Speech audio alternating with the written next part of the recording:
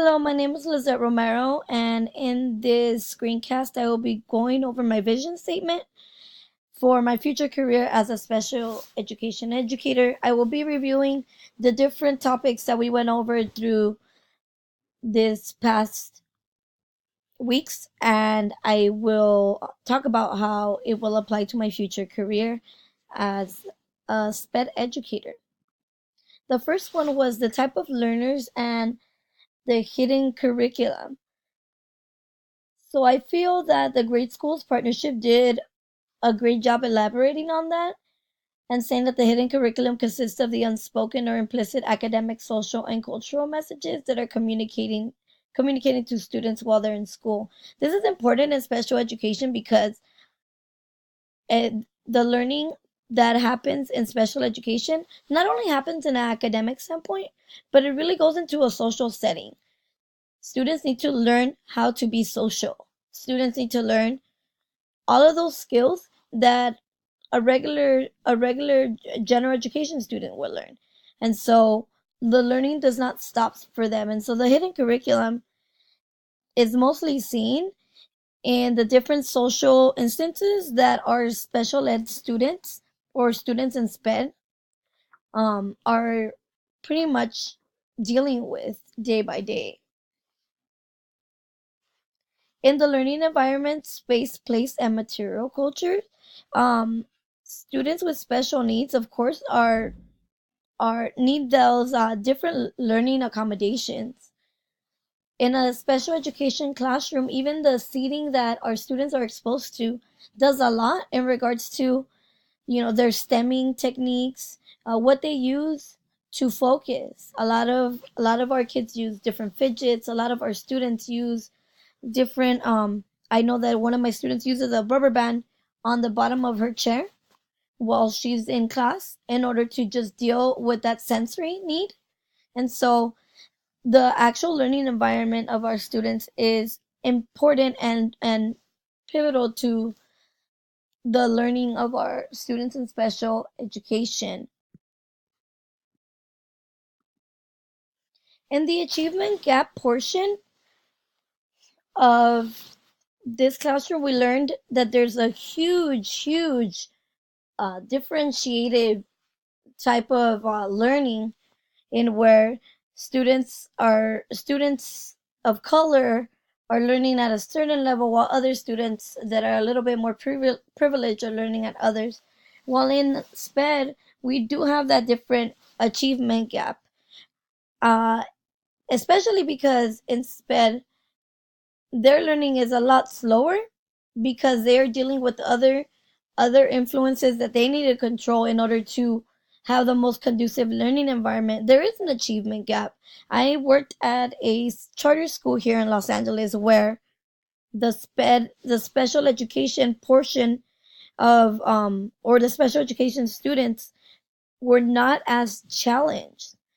And a lot had to do with the teachers not understanding and not really doing the research in how to properly accommodate a student in special education in their classroom. A lot of these teachers are brilliant educators, but they really lack the knowledge and the skills to really apply that differentiated learning and connection with the special education teachers so that they collaboratively can create a curriculum that would be a learning experience plus a challenge for students.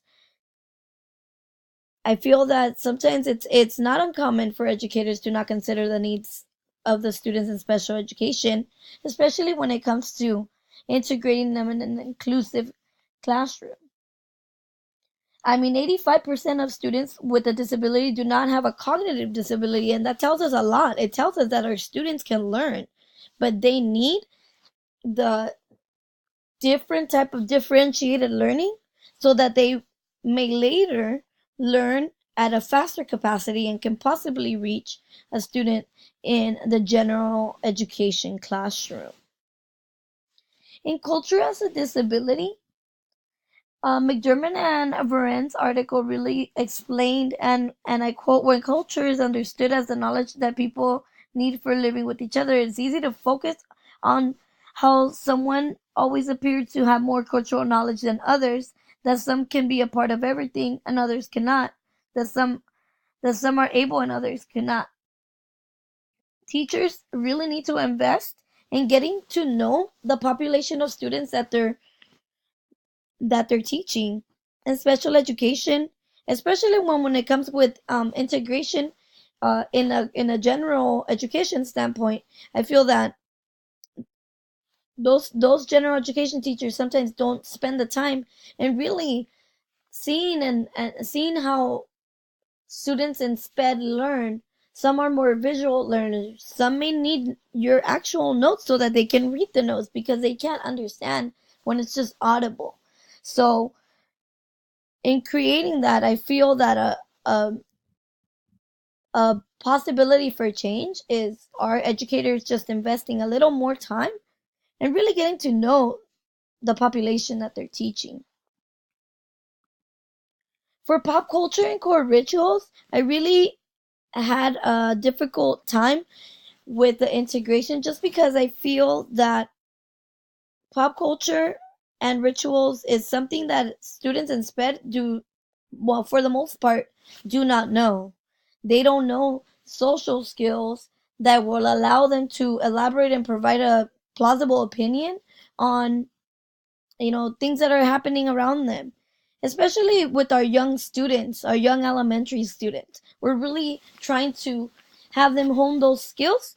And so I just feel that because of that, and because of the general education lack of understanding of the learning environment, there comes this stigma for these children in SPED.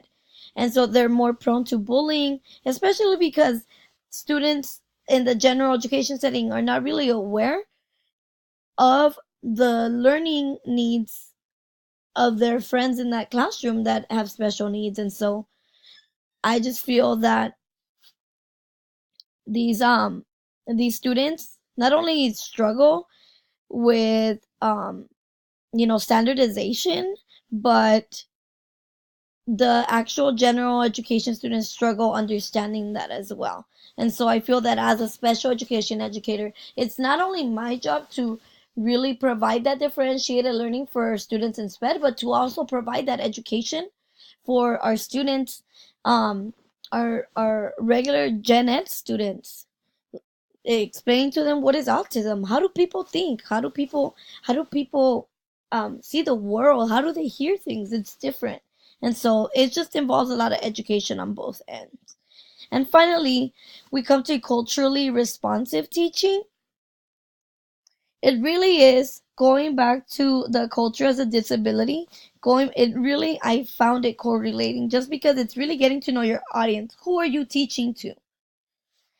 Culturally responsive teaching is something that we need to do with our general education classroom and our special education population.